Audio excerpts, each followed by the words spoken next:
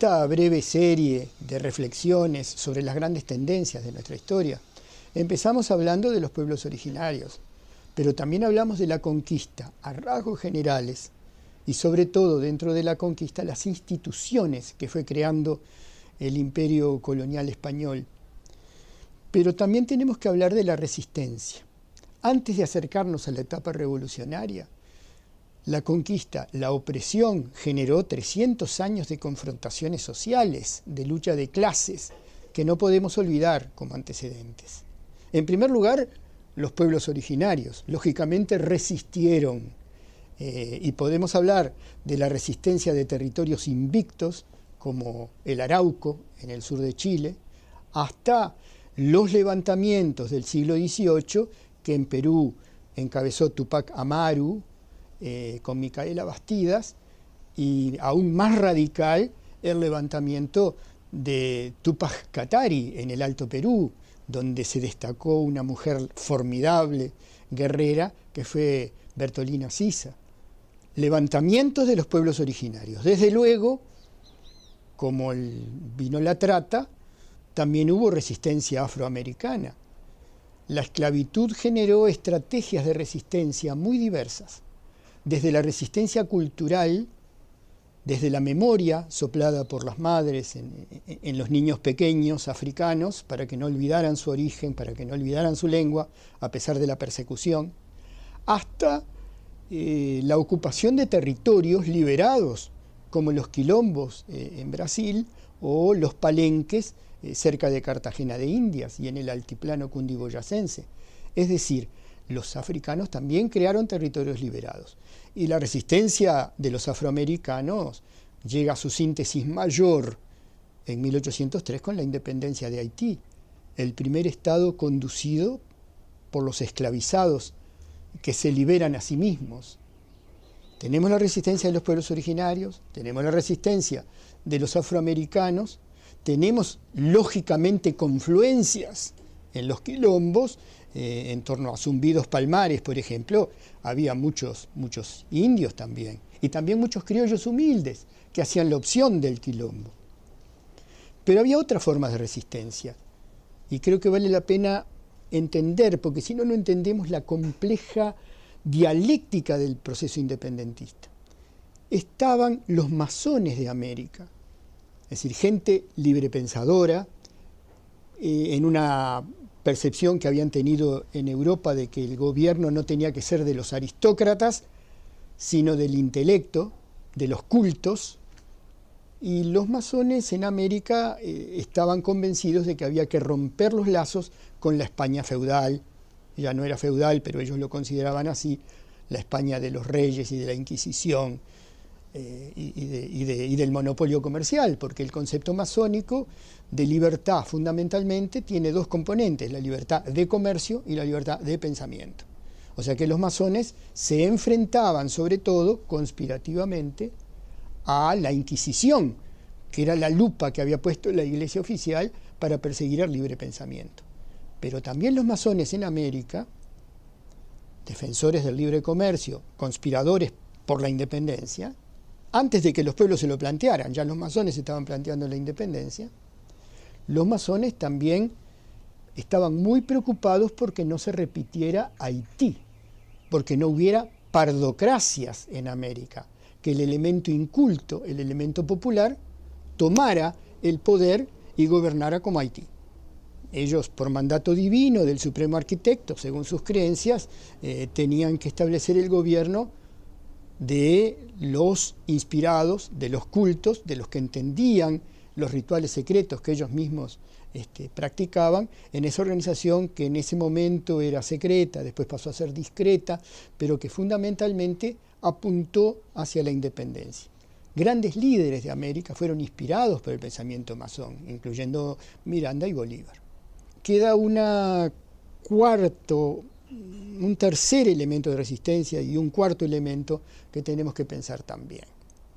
Uno de ellos es el proceso interno de las misiones jesuíticas, donde se da un mecanismo sumamente interesante de resistencia.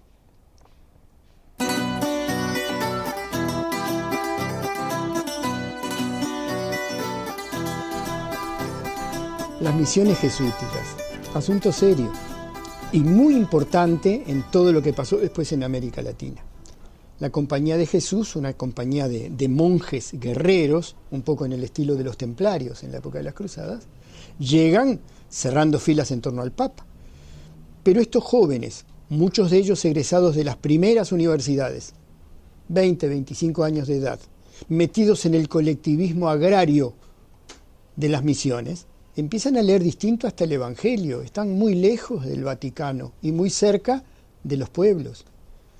Y en las misiones jesuíticas, un sector importante de los padres se ponen de parte de los indios, transfieren conocimientos culturales, les enseñan canto gregoriano, a fabricar instrumentos, los hacen luthier, pero además les enseñan a fabricar pólvora y a fundir cañones, porque quien funde una campana puede fundir un cañón. Y generan una transferencia cultural, política y militar hacia los pueblos misioneros, donde las familias misioneras empiezan a entender ese colectivismo había que defenderlo contra el mundo colonial que queda afuera. El Papa se dio cuenta del peligro que estaban generando esos pueblos misioneros. El rey de España también, el rey de Portugal también. Entonces decidieron expulsar a los jesuitas. Pero, para ubicarnos un poquito, cuando Artigas tenía 4 años de edad, son expulsados los jesuitas, pero algunas familias, entre ellas la familia Guasurari, se quedan en las ruinas, celebran una misa en colectivo, como en la época de las catacumbas, siguen sembrando y siguen con una firme ideología.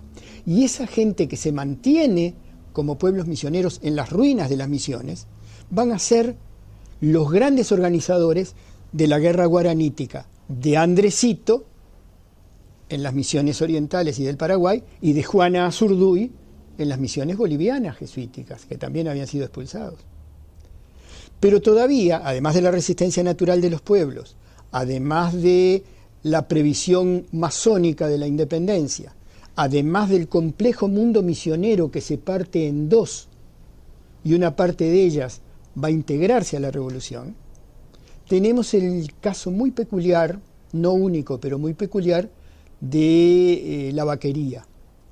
El problema de la vaquería, pampa argentina, llanura entrerriana, pradera oriental, la vaquería, cuando se introduce la ganadería, pasa a ser un territorio incontrolable por el poder colonial.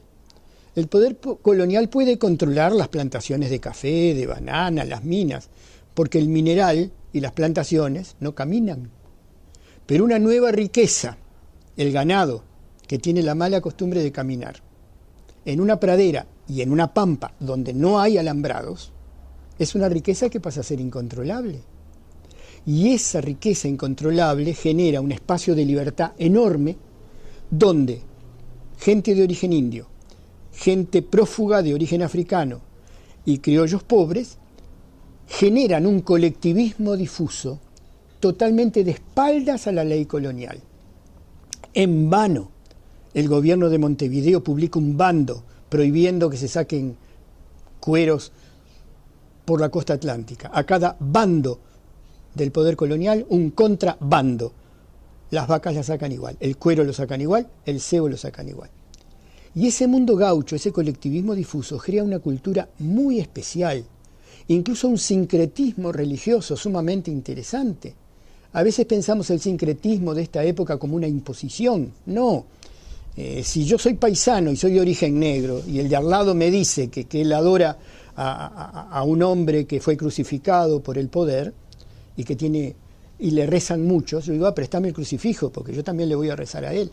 O sea, se genera en el mundo gaucho un sincretismo, después enriquecido por la gente que viene de las misiones, después de la expulsión de los jesuitas, es decir, que va a ser un elemento potencial, pero muy peculiar, y que la aristocracia que va a tratar el proyecto patricio de independencia nunca va a comprender del todo.